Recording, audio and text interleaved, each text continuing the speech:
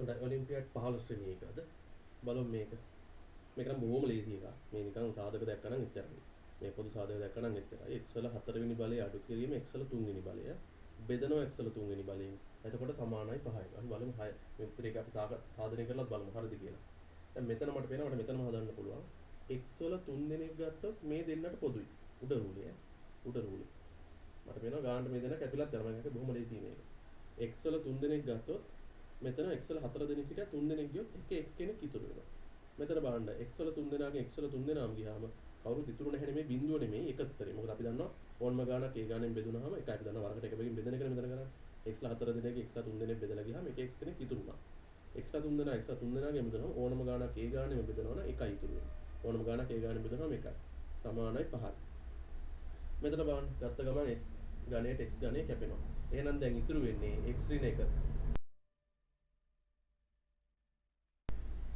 ඉතුරු වෙන්නේ x ඍණ 1 සමානයි 5යි. දැන් මම මේ සාමාන්‍ය සරල සමීකරණයක්.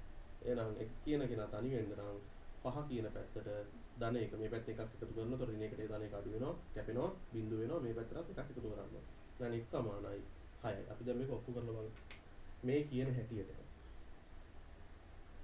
x කියන කෙනා 6නේ 6 4 වෙනි බලය 6 3 වෙනි බලයෙන් අඩු කරපුවාම සහ ඒක බෙදපුවාම 6 3 වෙනි බලයෙන් 5 කියන උත්තරේ එන්න ඕනේ.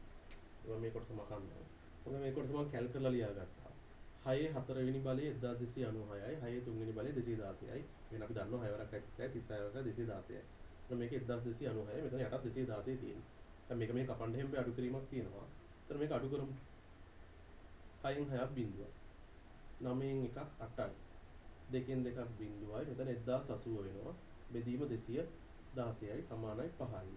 අපි මේක සමානයි 5යි බලමු 1080 216න් බෙදුවම 5 එන්න ඕනේ. එහෙම නැත්නම් මේ දෙන වැඩි කරලා බලමු. 216 වැඩි කරලා බලනවා 5න් 1080 එනවද කියලා. 6 වරක් 5 30යි. 5 වරක 5යි 3යි 8යි. 5 වරක් 2 10යි. හරියටම හරි අපේ උත්තරේ. එහෙනම් මේ වගේ එකදී උත්තරේ 5 වෙන්න නම් මෙතෙන්ද තියෙන්න ඕනි. අය තමයි අපි කරලා නිකන් හිටිනා අපි ඔප්පු කරලා බැලුවා. උත්තරේ හරි. මම මේක බෙදන්න නැතුව කෙලින්ම මේ දෙන වැඩි කරලා බැලුවා මේක හරිද කියලා. එහෙනම් බෙදලා බලුවම 5 එන්න ඕනි. ඕක එක බොහොම ලේසි එකක්. ඔලිම්පියාඩ් 15 වෙනි